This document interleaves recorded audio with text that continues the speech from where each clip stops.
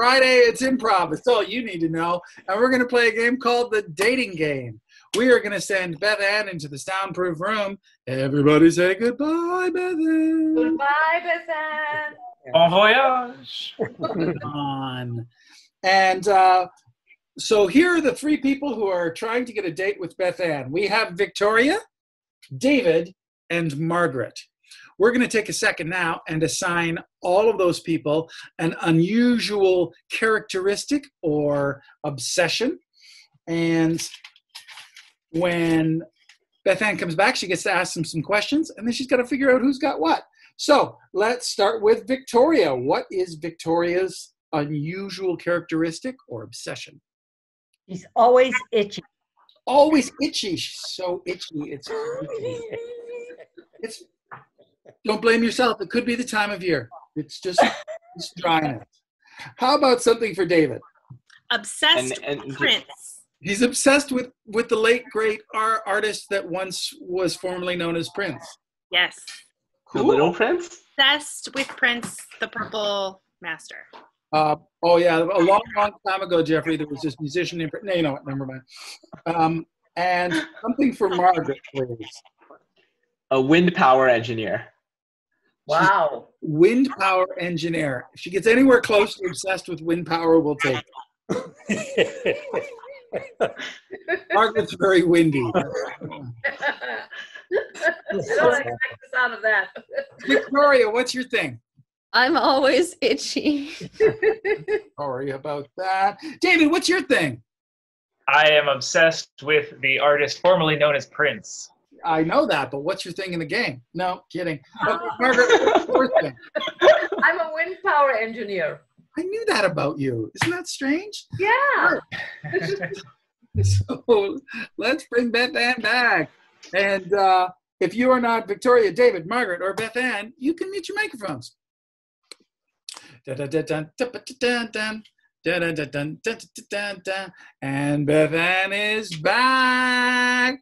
Beth Ann, I hope that you enjoyed our luxurious waiting room with all the fabulous snacks. It was absolutely delightful. I did love the snacks. They were quite delish. Although next time, if I can have some sweet tea, that would be great. Yes, sweet tea. It's what makes the teeth fall out. So we'll get that for next time. In the meantime, we have three very nice people that are looking for a date. We have Victoria, we have David, and we have Margaret. And I hope that what you have is a question. I actually have three questions. Let me start with the first one. Would that be okay, sir? That would be lovely. Excellent. I would like to know who I'm talking to first, though. Oh, the first person you're going to be talking to is Victoria, but they all answer the questions. That's even better. Miss Victoria, I have a question for you. Who is your favorite superhero and why? Oh, I like it. Well, I think my I think my favorite superhero might be Storm from the X-Men, because she can make it rain really cool, soothing water, and maybe just freezing icicle sort of numbing agents. That sounds really nice. Oh, that does sound nice. That sounds very soothing. All right, David, who is your favorite superhero and why?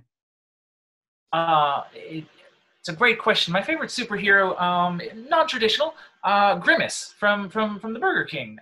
He's nice and big, but particularly the color. He's this brilliant purple, and it just every time he comes in to stop the Hamburglar, saving the day, it's very inspiring to me. Wow, that's an unusual choice for a superhero. Cool. And Margaret, same question. Who's your favorite superhero and why? Well, she's not really considered a superhero, but I really love Mary Poppins because Mary Poppins needs wafts around on the wind, using her umbrella. So, although technically she's not considered a superhero, she is my superhero. Well, okay, Beth Ann, I think that's very telling. Do you have a favorite so far? Yeah, a lady does not kiss and tell, so I'm going to withhold that information for a minute, if I may.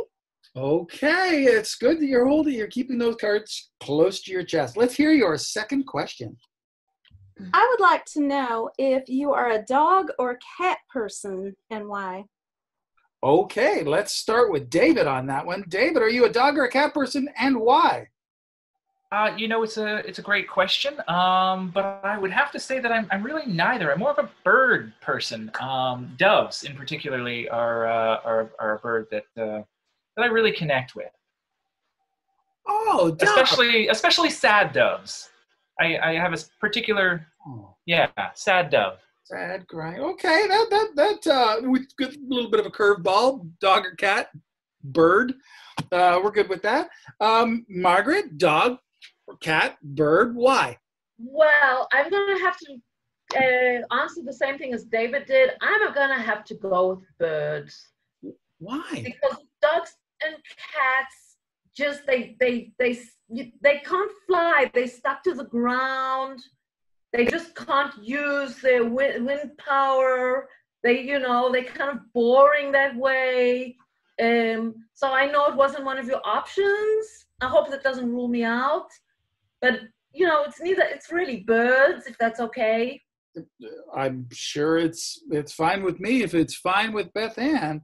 I appreciate honesty, so I'm all good with that. It's always the best policy. Victoria, dog or cat? Well, Beth Ann, you mentioned you're great with honesty, so I'm going to be super honest with you. I love dogs, but their fur, the allergic reaction, I can't even imagine it. Cats, same problem, but at least if I had a cat, I could kind of use their scratching post to my advantage, and it just would feel so good.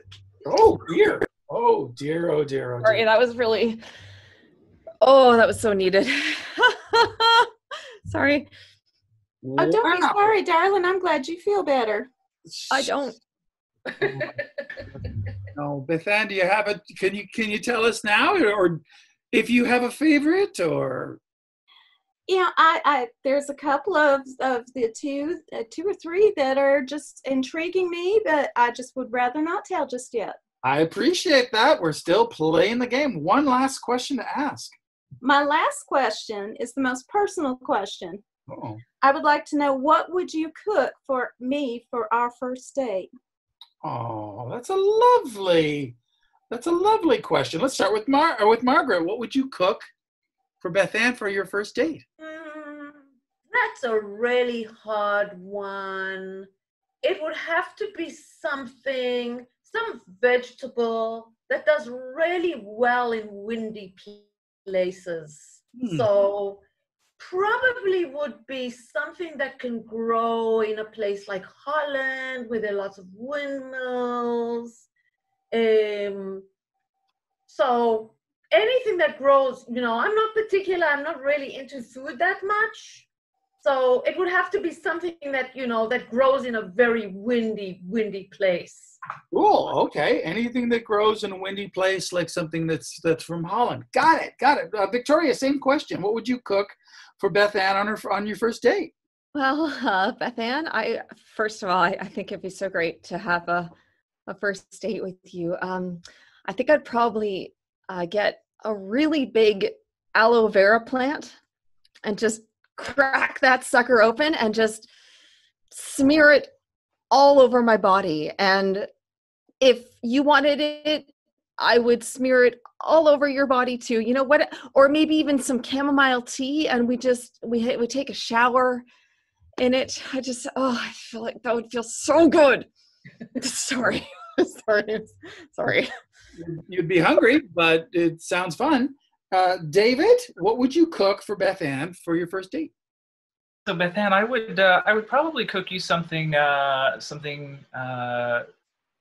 was previously called vegan, but now it's called plant-based. And as soon as it was done, we would party like it was 1999.